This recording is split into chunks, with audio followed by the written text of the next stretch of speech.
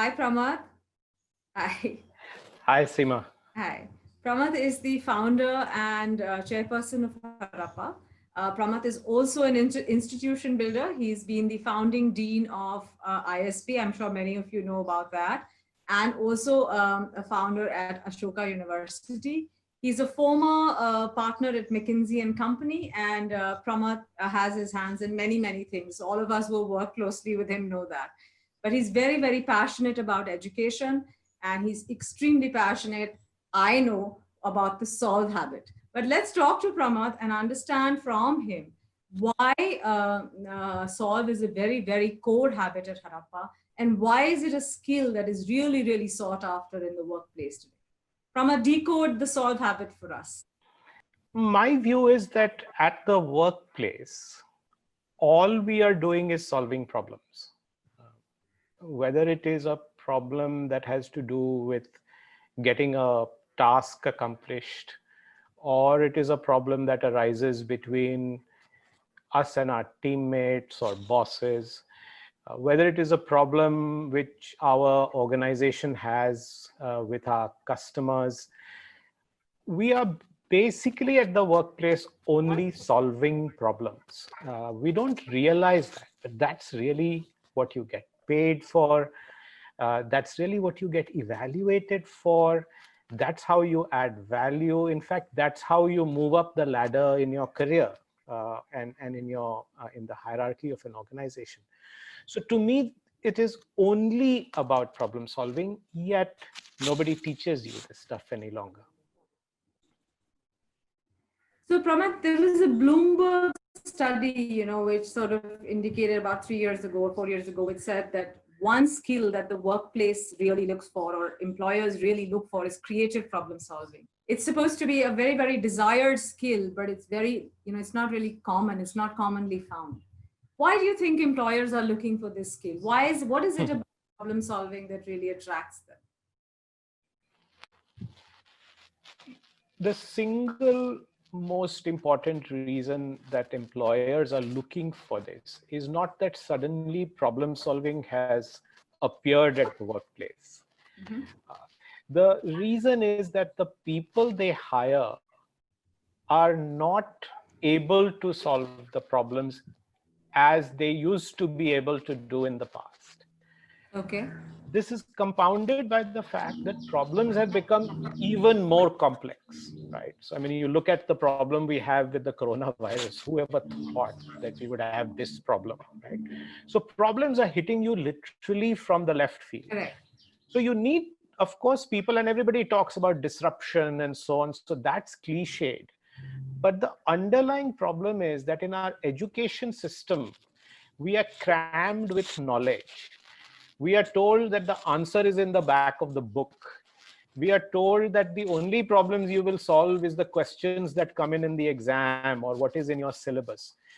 We have stopped teaching people how to go beyond the syllabus, to think beyond the knowledge that they are crammed. And that is really why employers are frustrated, because people walk in and they say, okay, I'm ready to work. You give them a problem and they don't know what to do with it. They say, well, I wasn't taught this. What do I do? Or they go to Google.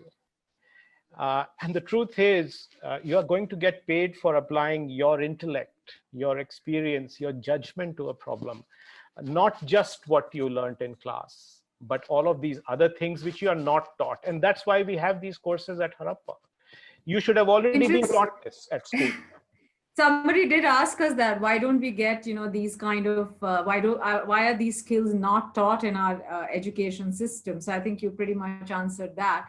And there's someone else who's asking us, are these problem solving skills only relevant for the workplace? Can't we use them in our real life? Well, I use it in our real life completely. The only place it doesn't work is with my mother and with my wife. And they hate it. That's not fair. So they hate it. They, don't try it with your partners and your life and your spouses and your family. But yes, beyond that, I think this is a very structured way to approach any problem that you face in your life. To put away emotion, to put away your immediate reactions, to put your biases and impressions away, and to look at things in a very systematic manner. And absolutely, this is a life skill. It's not just a workplace skill. So thank you. Foundational skill. Yes. So here's a problem I'm dealing with right now. So as you all know, I'm involved in many universities. And if you're guessing which university this is, don't worry. This is happening at every university. So in that sense, it's a fairly generic problem. But it's also a real problem. It's not something that I just thought up or it's contrived. And you can replace the university with your company. I've focused on this whole aspect where suddenly universities have had to pivot or change a tack and start providing online learning to their students who have been forced to go home, and courses have to be completed, degrees have to be given, credits have to be earned, and so on.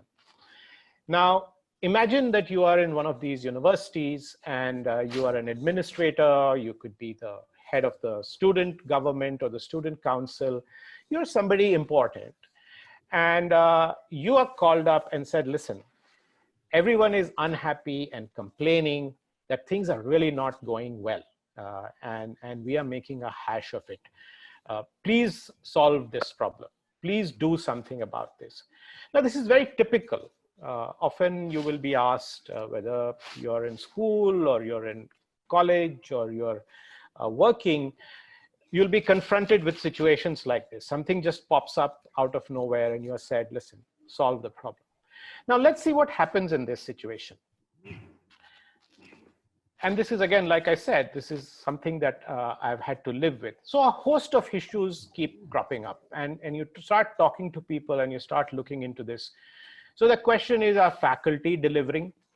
Are they doing a good job of delivering courses?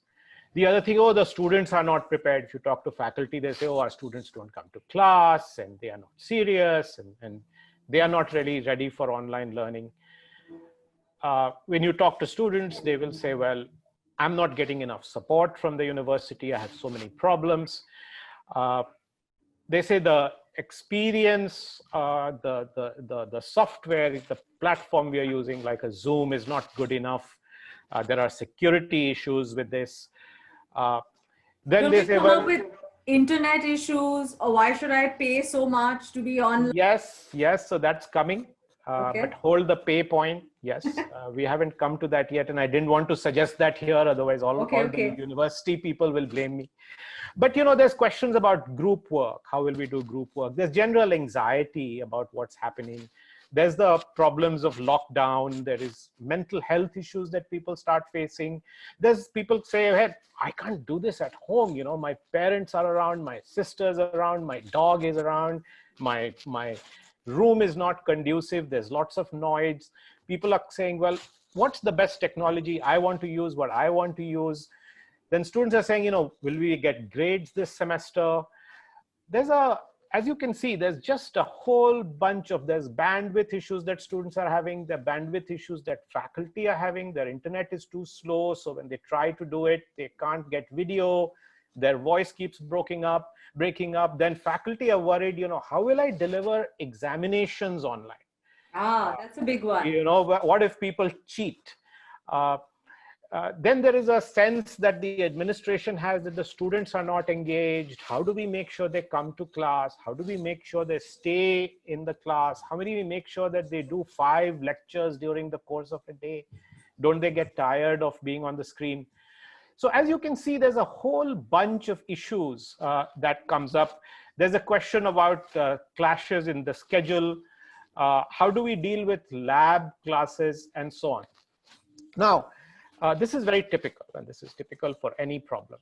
The first concept that I want to introduce you all to today, which is part of our defining problems course, is this idea that there are 2 types of problems in the world.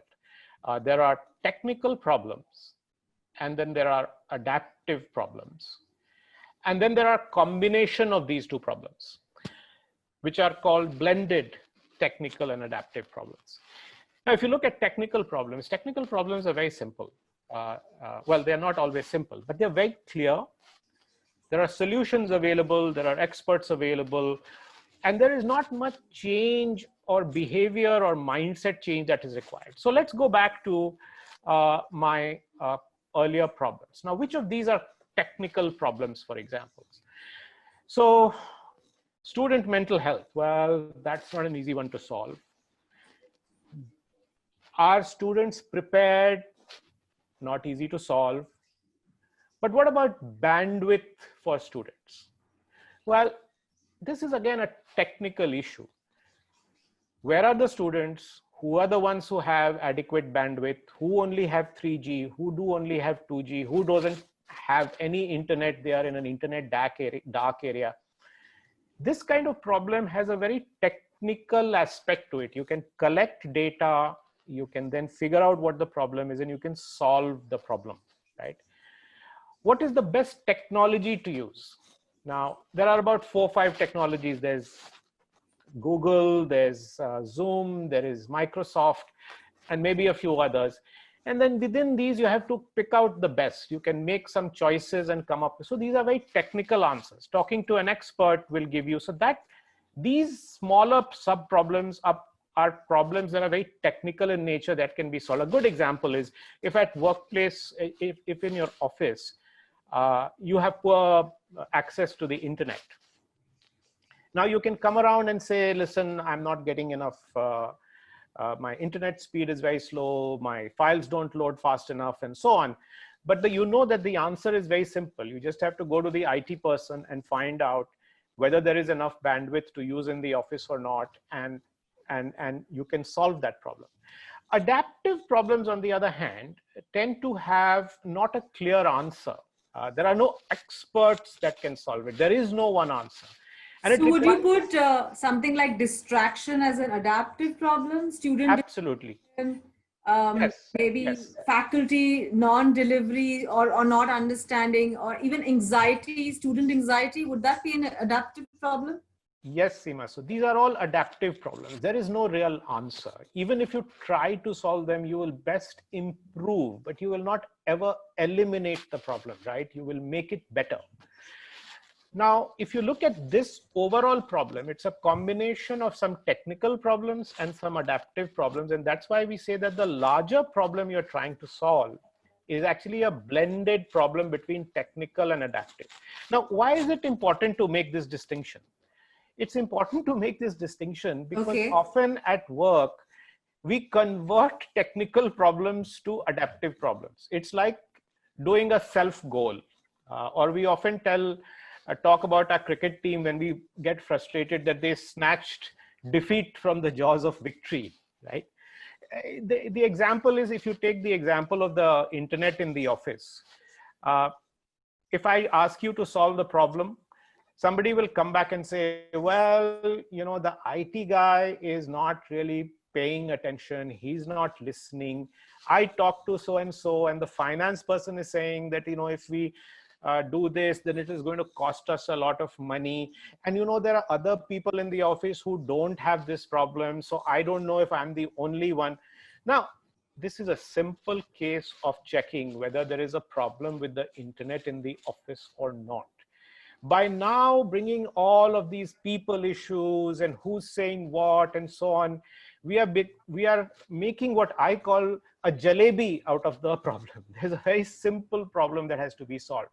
So it's important that at the outset, when you start solving a problem, you ask yourself, is it a technical problem?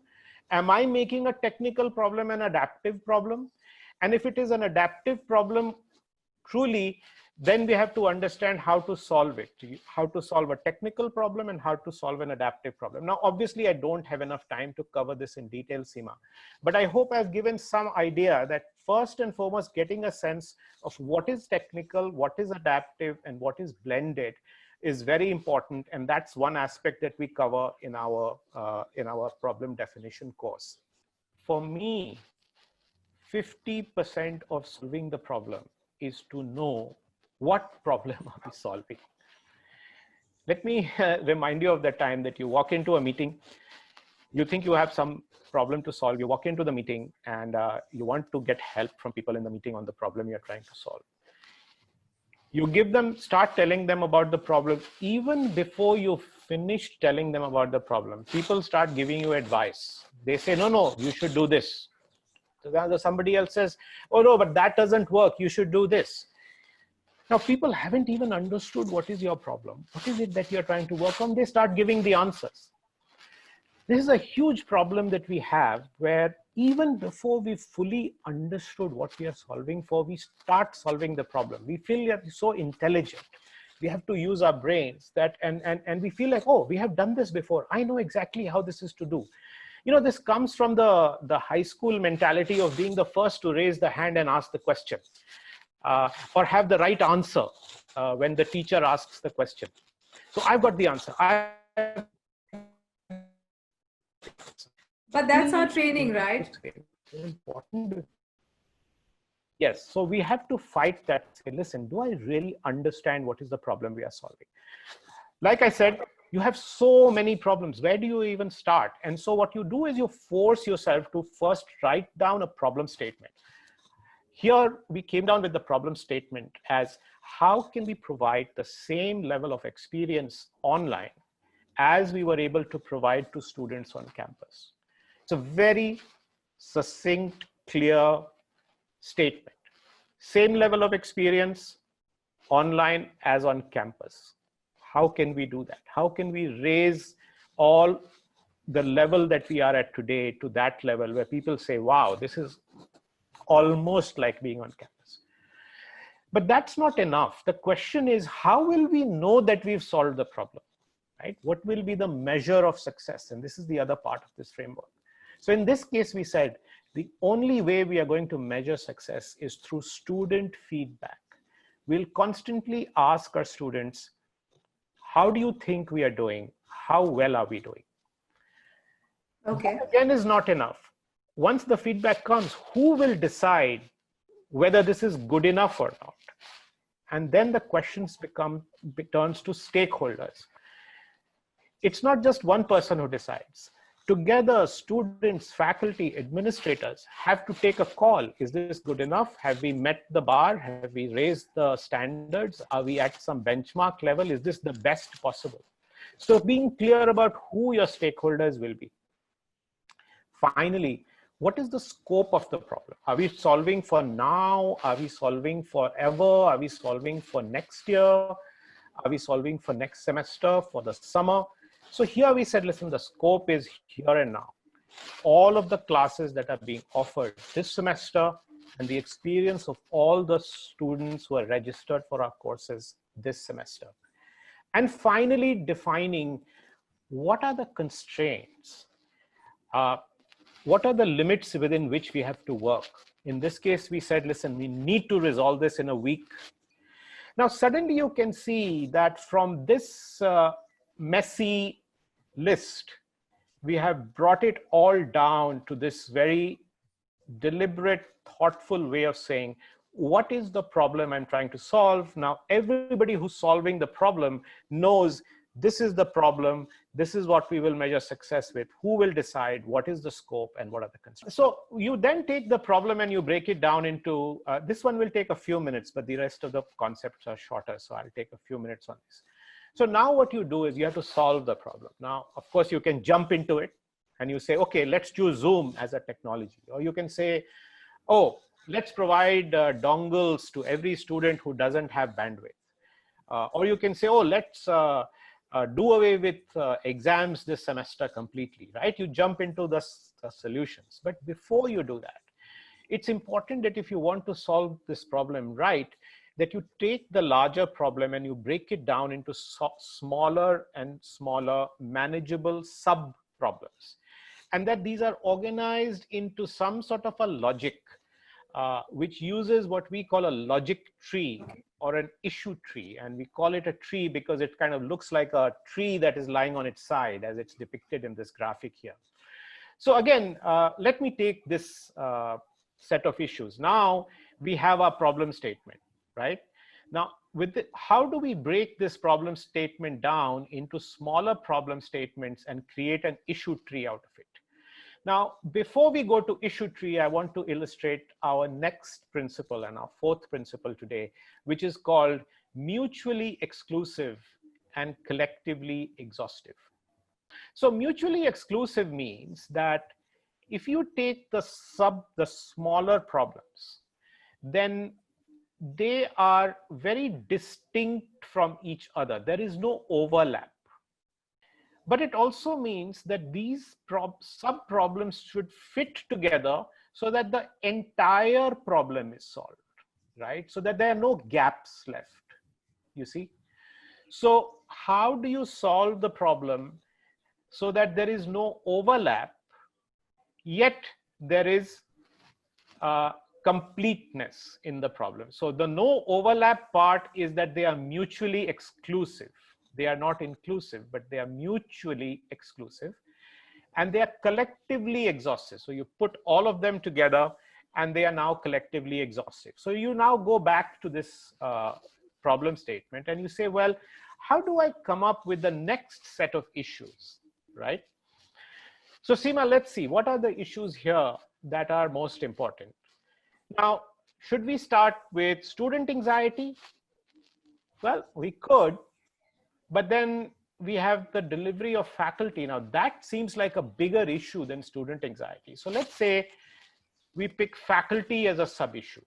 Okay. Now, if we pick faculty as a sub-issue, what else could we pick as a sub-issue? If we pick grades or atmosphere at home, it's a good sub-issue, but it seems like it's a much more detailed sub-issue or next level issue than the faculty issue. But how about students? Right? So faculty, students, now that starts to make sense. At that level, we have to solve for how do we make faculty deliver better, and we have to solve for how do we prepare students better. So let's also look at technology as a sub-issue. So to cut a long story short, if you now break it down into sub-issues, that mess of sub-problems, if you look at this, we broke it down into saying, okay, there are some issues with faculty, some issues with students. There are some issues with just the technology per se, right?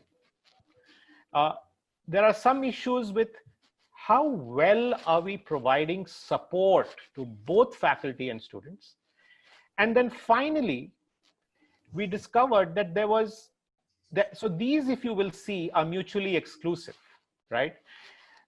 This has just to do with faculty. This has just to do with students. This has just to do with the technology that we provide. Not this doesn't include the issues of bandwidth of faculty that I'll come to later.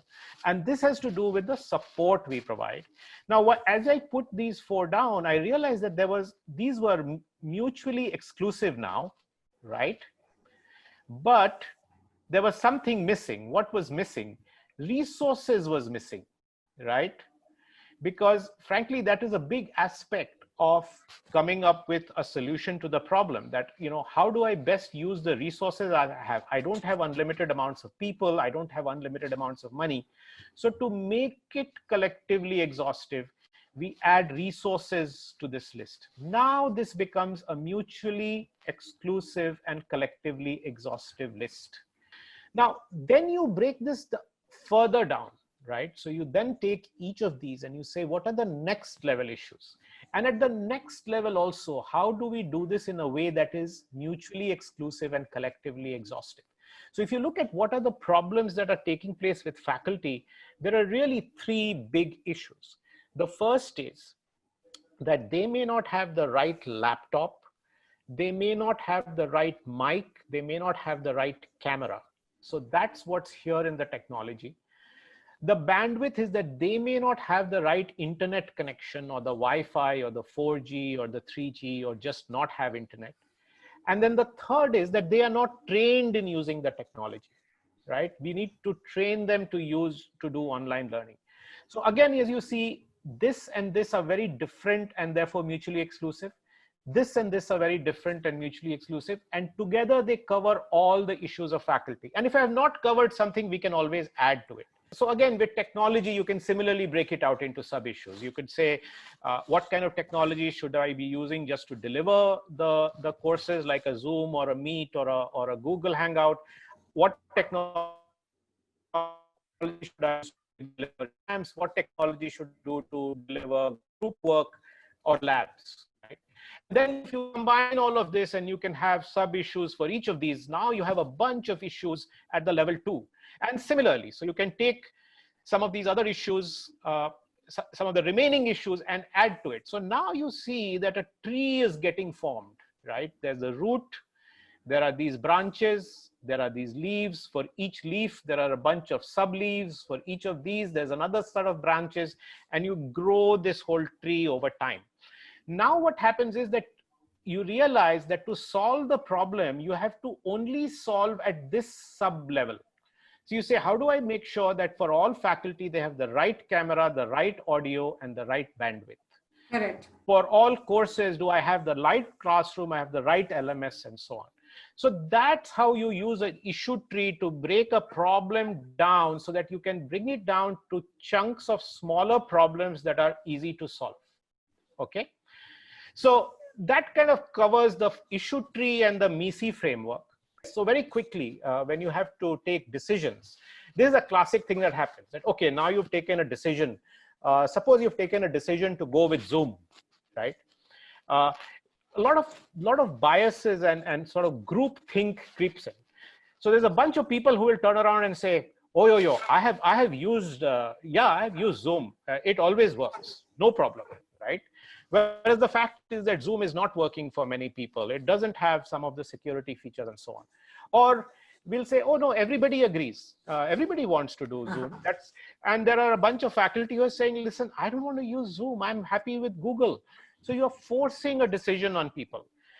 Similarly, sometimes what happens is that you worry, yeah, Pramath likes Zoom, so maybe I should not suggest that we should do Google as well.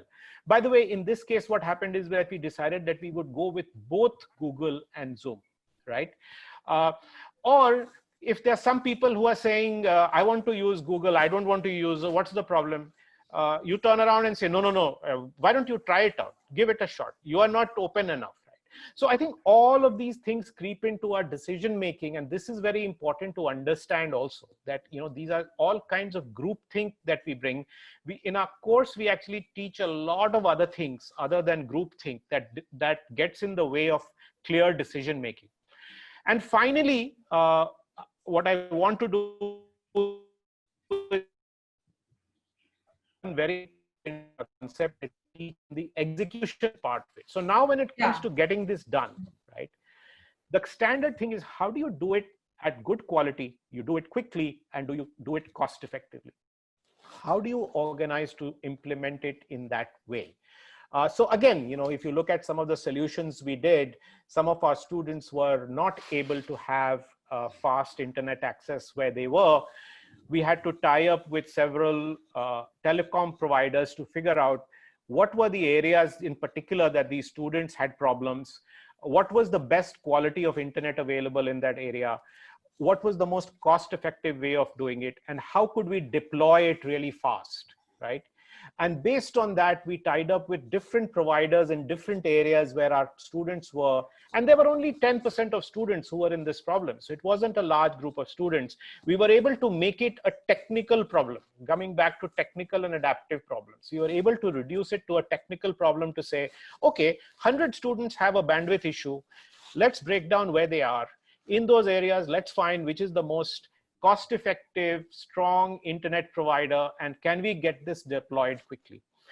So I'll stop here, Seema. I've tried very quickly to give people a flavor of how do you go from a bunch of disgruntled people complaining that, you know, nothing is going well, to breaking the problem down, to applying concepts like technical problems, adaptive problems, problem definition framework, MISI, issue trees, then thinking through things in a clear way so that you are not taking everybody's opinions into account, not imposing some group think onto people, and then finally implementing it in an efficient, high quality, timely manner. That's what the habit is about. How do you tackle groupthink? How do you sort of deal with when everybody wants to think in the same way?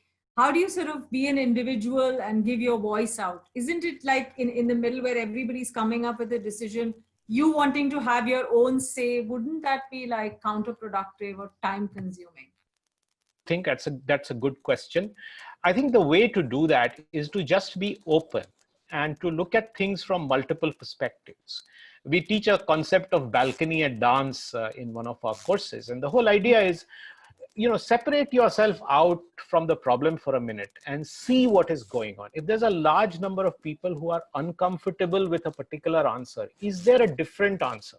So for a long time, we were stuck on the fact that, oh, we have to have only one platform, only one platform. Everybody should follow the same platform. And then we said, well, there's no problem if we have two platforms.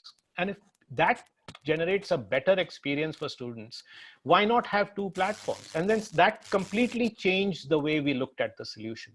So again, being open, taking people's views, allowing others to critique you, looking at yourself and saying, hey, am I being objective about this? Are all things that you have to do to avoid groupthink. And if you really want to know how to avoid groupthink, you should take our course. There's a former student of mine who's on this webinar, and he's asking us, problem definition gets refined over time. How does the framework take this aspect of, this aspect into account? I mean, everybody can't, get into defining a problem and putting it down very quickly. How do you sort of take this into account? How do you improve on this? How do you sort of... Yeah.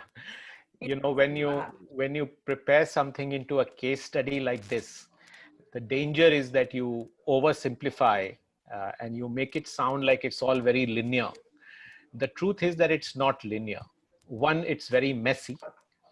And the second thing is that it's actually a circular, iterative process. You define the problem, you start putting an issue tree together, you develop some solutions, then you say, aha, maybe I'm solving the wrong problem. Maybe I need to go back. You refine the definition of the problem, then you redefine the issue tree, then so the question is a very pertinent one. And I think the thing to understand is that this is an iterative process. So your problem definition can change 2-3 times through the course of this process, because you discover new things as you go along. How do I verify whether my approach to problem solving is correct? I mean, how do I know if I've even, my problem statement itself is incorrect? Is there anything that can give me a clue? I think the only thing that will give you a clue is that once you start working on the problem, you will start to see that you are not making headway. You will start to get feedback which says you are solving the wrong problem. You will start to see that the issues that you are starting to deal with have nothing to do with what you were trying to solve for. And then you will have to go back. So it's the feedback from the environment that will tell you. There is no other way to test it. And this is where the design thinking approach comes in, that, you try it, you test it. If it doesn't work, you go back. Can we quickly look at some of the books that Pramath recommends? If you want to learn more about the Solve Habit, these are some of the books. Of these 4, which is the top one, Pramath? Which is the one book you would say everybody interested in this should read? Well, I'm partial to the first one, which is the Bulletproof Problem Solving. It was recently written by my good friend Charles Kahn, who was my colleague at McKinsey, and then he was the head of the Rhodes Scholarship at Oxford University. He's captured all the similar learnings into the book.